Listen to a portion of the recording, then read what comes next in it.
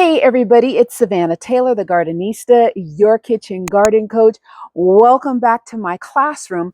Today, I'm going to be talking about something that's very rare. In fact, I don't know if I've seen too much of this on YouTube, and it's really shocking. However, I'm going to be talking about sweet potato greens, okay? The sweet potato greens, because guess what? Those are edible too. And if you guys have, some of you probably are like, wait, back up. What are we even talking about? Sweet potato greens. Okay. So in previous videos, I have talked about how to grow sweet potatoes. And just to be clear, I'm not talking about the white sweet potatoes. I'm talking about the orangish sweet potatoes that we usually use for our sweet potato pies and candied yams and those types of things. Okay. So that is a two-step process. And the reason I did that video is because if you want yams or sweet potatoes, whatever you call them in your neck of the woods, if you want those in time for November, now is the time during the summer, you got to get them in the soil. And it's a two-step process. So I'm just giving a little backstory because some of you may not even know what the heck slips. I got to back up. So when you want to plant sweet potatoes, there are no sweet potato seeds. You have to plant the slips or the sprouts that come from the sweet potato. And a traditional way that a lot of people do that is they will put the yam in water with the toothpicks and then the plant grows from there. Well, I do it a different way. I do it in a way someone who's been doing this much longer than I have showed me that you put the whole yam in the soil so that the whole energy of the yam gets used. And you also get more slips or more sprouts or the sweet potato greens that we're going to be talking about today. So that's a whole separate video. I'll put a link down below if you want to learn how to grow the actual sweet potato. However, today we are going to be talking about how to actually the actual greens that come off of the sweet potato. Now, just a little side note, believe it or not, there are people who actually grow this plant as a house plant because it is part of the morning glory family, and it is actually a very beautiful plant, and it grows super fast. And I mean, it grows lush, and you got to be real selective too if you do choose to grow this as a house plant. It's very invasive. And if you put it near blinds or something like that, it is a vine and it will get all intertwined. Ask me how I know. Anyway, back to the sweet potato greens. So yes, you can grow the yams, you can grow it as a house plant. And I mean, here we are talking about the leaves being edible. Now, what do they taste like? Well, if you like spinach, you're in luck because it tastes just like spinach. And what I'm going to even show you, being that we are kitchen gardeners here, I actually prepare my sweet potato greens like a creamed spinach. It's really delicious. I'll show you later on in the video how I actually prepare that. But first, just want to show you what they look like. These are sweet potato greens, and they're very, I would say they have a very distinctive look. Okay, you've got these, the pointy little leaves here, and they grow so fast, you all. I literally was just out here a week ago and trimmed these off, and they grow right back.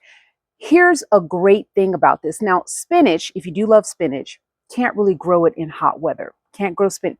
Spinach is definitely a cool weather crop, but these are not. They love the heat, okay? So it's like growing spinach in the summer. And actually even better, even easier, because I'm telling you, they grow fast. It is a very invasive plant, but in a good way. I say invasive because you do want to be very selective, like I said, where you plant it, even if you plant it outside, because man, these things take over. Okay.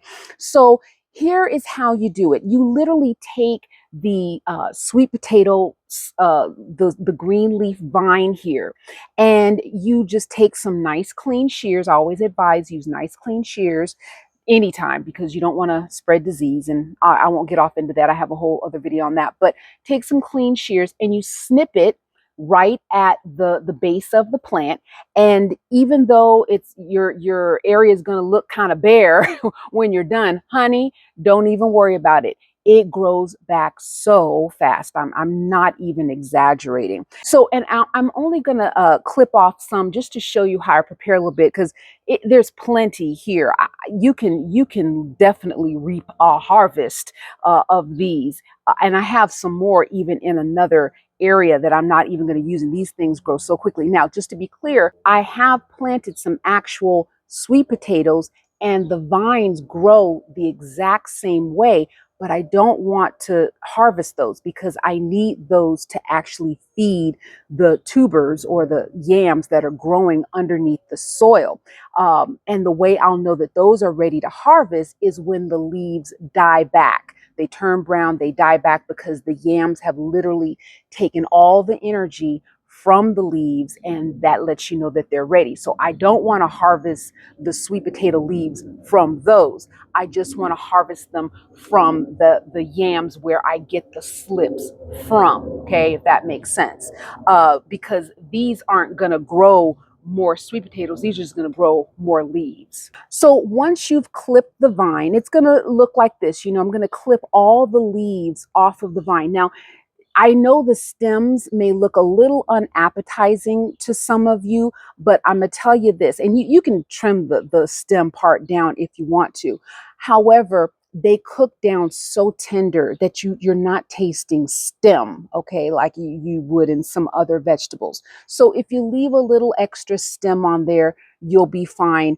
You cook them down, they cook down, like I said, really super tender, and they're just as delicious. And these, I'm telling you, sweet potato greens are packed with tons of nutrition and vitamins and antioxidants. They are so good for you. And they are used in several dishes in so many different cultures. So if this is new to you, just know that this is not new to a lot of people in the world, okay? This is a very, very common dish that is used in tons of recipes, and they're really delicious. So what I continue to do is once you get all of the leaves snipped off, you know, and you don't want to cook the actual vine. I take the vine out. Now, can you eat it? I'm pretty sure you can, but I just want the leaves and the stem. So you set those aside, trim off, like I said, all of your leaves, and your bowl will pretty much look like this. Now, this looks like a lot of sweet potato leaves that I have here, but these are going to cook down just like spinach. So it looks like a lot, but it's going to cook way down. Okay. Now, what I do is I will wash these up in how I wash them up. I wash them up the same way that I cook my collard greens and lettuces and all my other leafy greens. I sprinkle some salt on it. I will then add a little bit of vinegar and then water, and then I will wash these until that water runs not dirty. Okay. So about 2, 3, maybe 4 times, depending on how dirty your leaves got. Okay. Mine were pretty clean. They weren't really dragging around in the soil or anything, but until the water runs, I won't say runs clear because you've got the greenery from the actual leaves, but until it runs clean, we'll say. Okay. So once you have those clean, you're just going to put them in a saucepan or whatever type of pan that they fit in, however much you're cooking. And I will then add salt, pepper, and yes, some butter. Because again, I told you I'm making this like I do a creamed spinach. So I will then add, maybe about half a cup of water, just enough to cover the bottom, a quarter of an inch of the bottom. You need some liquid, but you don't want a lot because we're not making a soup. Now, can you make a soup? Absolutely. These can be added to, like I said, so many different things, you guys. So I will then let those cook down. And once they're all cooked down like this, I will then go in with some either some heavy cream, and actually what I have here is some coconut cream milk. Okay, some coconut milk, and I will add that. So if you have issues with dairy, you can use one or the other, just as delicious. I'm telling you. So again, salt, pepper, a little bit of butter, and some cream, and you are good to go. I add the cream at the end. Once everything is cooked down and it's tender like I like it, then I will add the cream, and voila, just really super delicious, you guys. I wish you could taste this through the video, but you got to make them yourself. So that's why I have this here for you. Now, back to just one other thing. As you can also see, I am growing some collard greens here, and I have added these to collard greens plenty of times, just like you would add, for those of you who do cook collard greens and different things and spinach together. These go just as good in those. So anytime you want to add to salads, to any type of anything that you add green leafy anything to, these are a great addition. I invite you to try it. I strongly encourage you to try it because it's so versatile. I'm telling you, what other vegetable can you get both the actual vegetable, okay, and then the actual plant, the greenery that grows off of it, and if you don't want to even eat it, you can use it to decorate your house, okay? That is really, talk about a vegetable for all seasons, okay? So once again, you guys, I hope you try these.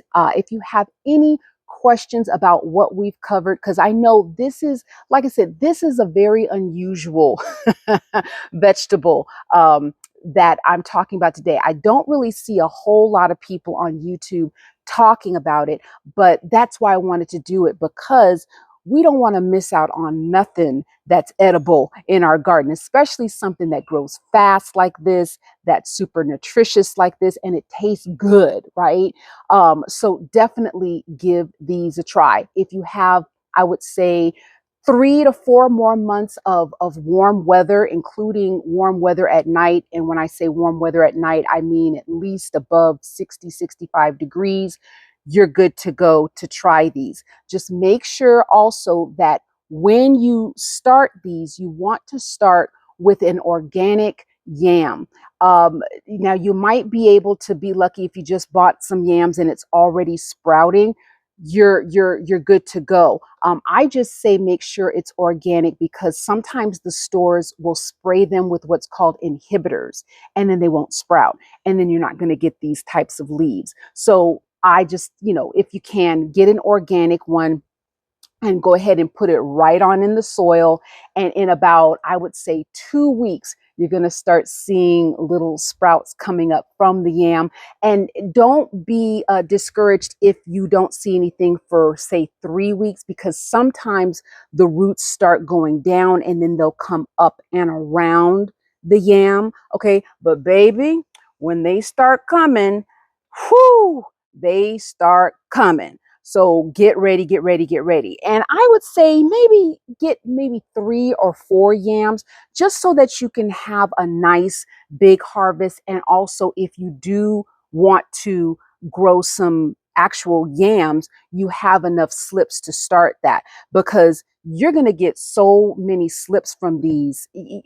There's no way I could possibly grow as many yams as I get slips. It's just not enough space. I have plenty. I have about 1, 2, 3, 4, 5 pots of sweet potatoes already growing. So we're gonna be good come November, okay? And they are just a wonderful, wonderful vegetable. So again, if you have any questions, that's really all I have for you. Now, definitely, there are no dumb questions with regards to this. I know I say that every video, and I always mean it, but this is why kitchen gardens matter, you guys. We all learn together. So definitely put your questions down below. I'm usually really good about getting back to you guys.